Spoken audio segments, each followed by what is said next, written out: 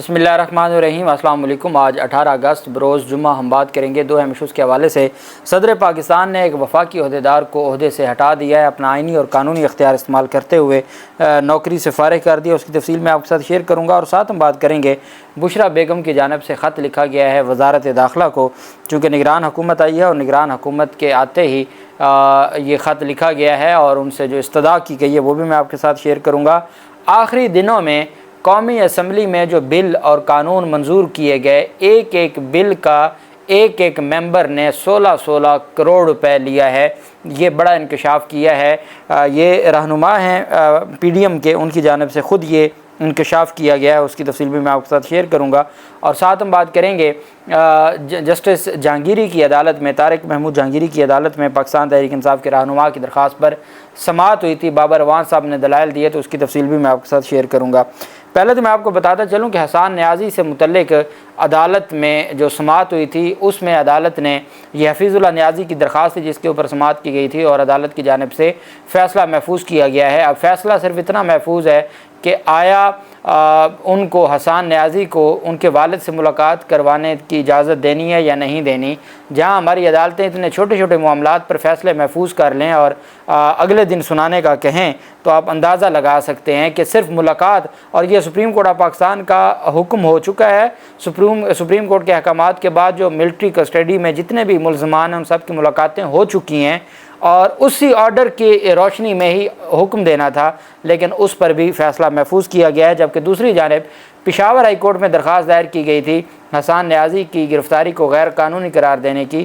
Chief justice Peshawar high court نے سماعت کی، سنگل بینچ اویلیبل تھا، تو چیف جسٹس نے نوٹس جاری کرتے ہوئے سوموار والے دن ڈویژن بینچ میں اس کیس کو سماعت کے لیے حسان نیازی کی گرفتاری کو، چونکہ خیبر پختونخوا سے گرفتاری ہوئی تھی اور اس میں کوئی راہداری ریمانڈ نہیں ہے، کوئی رپڑ نہیں ہے، کوئی ایسا جو فارمیلٹیز ہیں لیگل وہ نہیں ہیں، اس وجہ سے بھی جو چیزیں ہیں وہ چیلنج کی گئی ہیں supreme court Peshawar high court میں۔ دوسری جانب لاہور بار ایسوسی ایشن کی جانب سے اعلان کیا گیا ہے وکلاء کے گھروں پر جو چھاپے مار کارروائیاں اور ان کے خلاف جو انتقامی کارروائیوں کا نشانہ وکلاء کو بنایا جا رہا تھا، اس پر لاہور بار ایسوسی ایشن نے کل سے لاہور کی تمام عدالتوں میں پولیس کا داخلہ بند کر دیا ہے، اور تالہ بندی ہوگی، اور لاہور پولیس کے کسی بھی اہلکار کو اجازت نہیں ہوگی کہ وہ عدالتوں میں پیش ہوں یا عدالتوں میں آئیں۔ اور لاہور بار ایسوسی ایشن کی جانب سے یہ مطالبہ کیا گیا ہے کہ جن وکلاء کے گھروں پر کارروائی کی گئی، جن کے گھروں پر توڑ پھوڑ کی گئی، ان پولیس افسران اور اہلکاروں کے خلاف ایف آئی آر درج کر کے ایف آئی آر کی کاپی دیں گے تو تب آپ کے لیے عدالتوں میں دروازے کھلیں گے، نہیں تو آپ کے لیے دروازے بند ہوں گے۔ نہ کوئی قیدی آئے گا عدالتوں میں، اور نہ کوئی پولیس والا عدالتوں میں آئے گا، اور نہ عدالتوں میں کوئی کام ہوگا۔ آپ ہمارے صبر کا پیمانہ لبریز کیا ہے، یہ کہنا تھا صدر لاہور بار ایسوسی ایشن رانا انتظار کی جانب سے۔ چونکہ پاکستان تحریک انصاف کے وکلاء کے گھروں پر جو چھاپے مار کارروائی کی گئی تھی، اور 2 دن پہلے زبیر کسانہ جو کہ ILF کے پنجاب کے صدر ہیں، ان کے گھر شدید توڑ پھوڑ کی گئی تھی، تو اس بنیاد پر یہ سارا فیصلہ کیا گیا ہے، اور وکلاء کی جانب سے یہ کہا گیا ہے کہ ہر صورت ہم اب پولیس کے ساتھ جو معاملات ہیں آئین اور قانون کے دائرے میں رہتے ہوئے وہ مکمل کریں گے۔ عمران خان کی اہلیہ نے عمران خان کو جیل میں زہر دینے کا خدشہ ظاہر کر دیا ہے۔ بشریٰ بیگم کی جانب سے محکمہ داخلہ پنجاب کو لکھی گئی درخواست میں یہ موقف اختیار کیا گیا ہے کہ عمران خان کے لیے گھر کے کھانے کی اجازت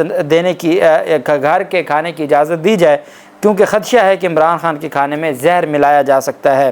بشریٰ بیگم نے یہ بھی مطالبہ کیا ہے کہ عمران خان کو جیل میں سہولیات اور بہتر کلاس فراہم کی جائے، عمران خان کو اڈیالہ جیل منتقل کر کے B کلاس دی جائے۔ عمران خان کی اہلیہ کی جانب سے درخواست میں یہ بھی کہا گیا کہ PTI چیئرمین کو ان کے ذاتی موالد سے ملنے کی اجازت دی جائے۔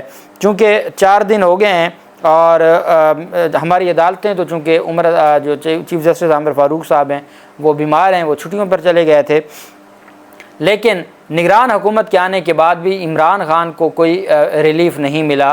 تو آپ اندازہ لگا سکتے ہیں کہ کیا جو پہلی حکومت تھی یہ اسی کا ہی تسلسل ہے، چونکہ اگر پالیسیز کو دیکھا جائے، اور پھر مرتضیٰ سولنگی جیسے لوگ یا ان لوگوں کو، حامد میر جیسے لوگ کہہ رہے ہیں کہ کابینہ میں ایسے لوگوں کو شامل کیا گیا جو پاکستان تحریک انصاف کے خلاف ہیں، تو اب یہ دیکھنا ہے ہماری ریاست نے۔ دوسری جانب اسلام آباد ہائی کورٹ میں اہم سماعت ہوئی، اور یہ سابق MNA ہیں علی نواز اعوان، ان کے بھائی عمر نواز کی بایابی کا کیس تھا۔ عمر نواز کی عدم بایابی پر سیکرٹری داخلہ دفاع اور آئی جی کے خلاف توہین عدالت کی درخواست پر سماعت ہوئی۔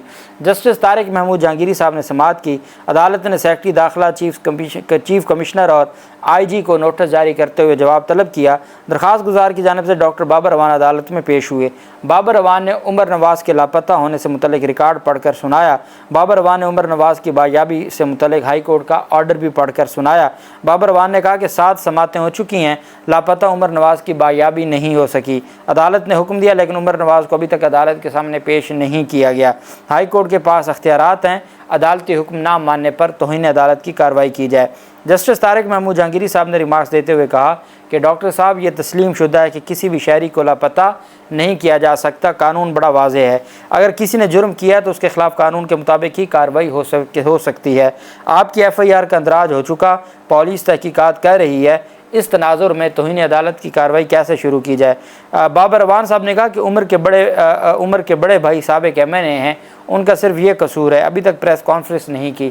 یہ ایک پیٹرن بن چکا ہے، کسی کو اٹھاؤ، لوگوں کے گھر، فیملیز کو تنگ کرو۔ ایسی صورت میں کیا کوئی آنکھیں بند کر کے دیکھتا رہے گا؟ اور عدالت نے بھی اس کو دیکھنا ہے۔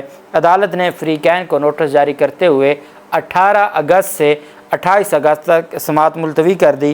یہ وہ جسٹس طارق محمود جہانگیری صاحب ہیں جو عمران خان کی درخواست اور عمران خان کی سزا کے خلاف اپیلوں میں آنریبل جو چیف جسٹس ہیں عامر فاروق صاحب، ان کے ساتھ یہ بینچ کا حصہ ہیں۔ جسٹس طارق محمود جہانگیری صاحب یہ سابق وکیل بھی ہیں۔ احسن اقبال کے جو نیب کا کیس تھا احسن اقبال کا، اس میں طارق محمود جہانگیری صاحب بطور وکیل پیش ہوتے رہے اور پھر اس کے بعد وہ اسلام آباد ہائی کورٹ کے جج بن گئے۔ بہرحال بہت آئین اور قانون کے مطابق فیصلے دیتے ہیں اور اس وجہ سے 18 اگست سے بایابی کے کیس میں 28 اگست کی تاریخ دی ہے۔ دوسری جانب شاہد خاقان عباسی سابق وزیر اعظم ہیں، پاکستان مسلم لیگ نون کے اور پی ڈی ایم کے رہنما ہیں۔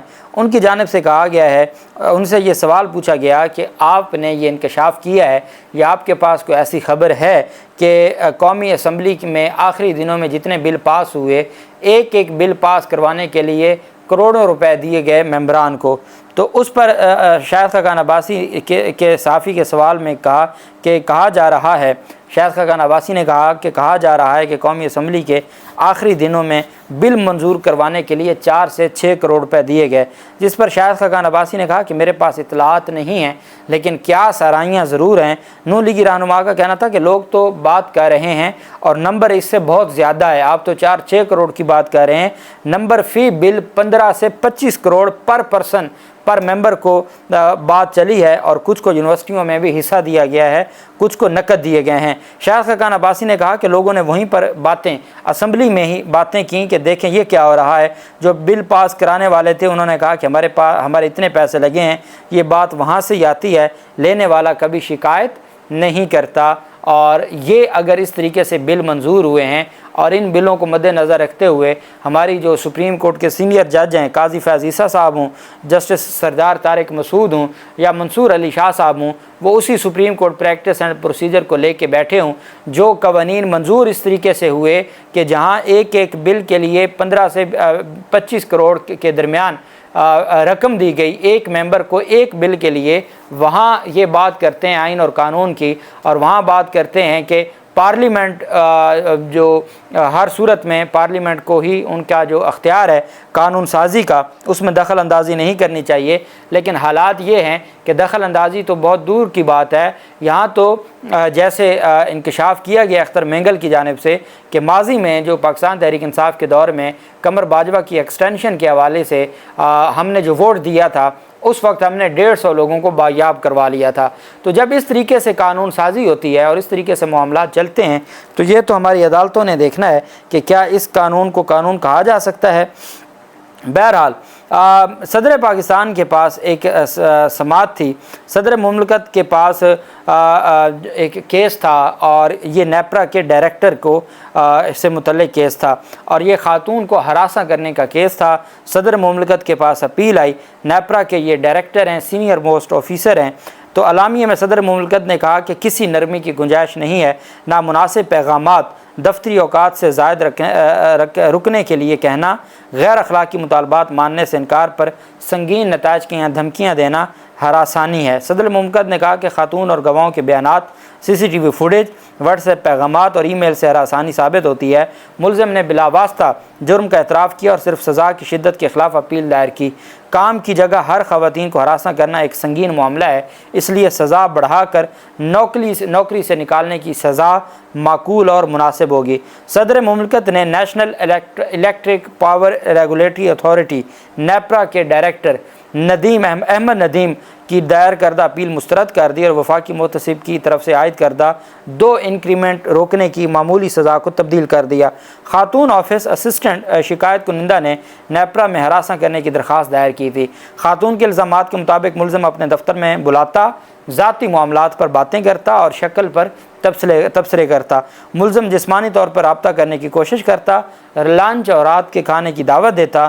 ملزم غیر ضروری اور نامناسب ٹیکسٹ پیغامات بھی بھیجتا۔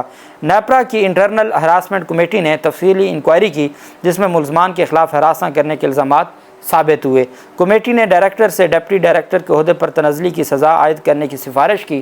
فیصلے کے خلاف شکایت کنندہ اور ملزم دونوں نے انسداد حراسیت محتسب کو اپیل دائر کی۔ انسداد حراسیت محتسب نے سزا کو کم کر کے 3 سال کے لیے 2 انکریمنٹ روکنے کی سزا دی۔ ملزم اور شکایت کنندہ نے محتسب کے فیصلے کے خلاف صدر مملکت کو اپیلیں کی۔ صدر مملکت نے ایوان صدر میں کیس کی ذاتی طور پر سماعت کی۔ صدر مملکت نے ریکارڈ اور فریقین کے بیانات کا جائزہ لیا۔ صدر مملکت کے مطابق نیپرا کی کمیٹی کی انکوائری کافی تفصیلی تھی اور تائید میں شواہد موجود ہیں۔ ملزم نے ہراسانی کی بجائے صرف سزا کی شدت پر اعتراض کیا۔ ملزم کے رویے سے کام کے ماحول میں خلل پڑا اور خاتون کو ہراساں کیا گیا۔ ملزم کے رویے نے خاتون کو منصفانہ اور آزادانہ طریقے سے فرائض انجام دینے سے روکا۔ اس تجربے سے گزرنے والی خواتین کے لیے ہراسانی یہ ایک سنگین نتائج کی حامل ہو سکتی ہے۔ صدر مملکت نے کہا کہ اگر خواتین کسی صاحب اختیار شخص کے غیر اخلاقی مطالبات تسلیم کرنے سے انکار کرتی ہیں تو انہیں ملازمت یا ترقی کھونے کا خطرہ ہوتا ہے۔ ساتھی کے ناپسندیدہ طرز عمل نے کام کے ماحول کو مخالف اور ناخوشگوار بنایا۔ ہراسانی سے خواتین پر بالواسطہ دباؤ ڈالتا ہے کہ وہ نوکری چھوڑ دیں۔ بعض اوقات خاتون ہراساں کیے جانے سے شدید صدمے کا شکار ہوتی ہے۔ صدر مملکت نے کہا کہ ہراسانی کے نتیجے میں خواتین جذباتی اور جسمانی اثرات کا بھی شکار ہو سکتی ہیں۔ ہراسانی سے خواتین صحیح طریقے سے فرائض انجام دینے سے قاصر ہو جاتی ہیں۔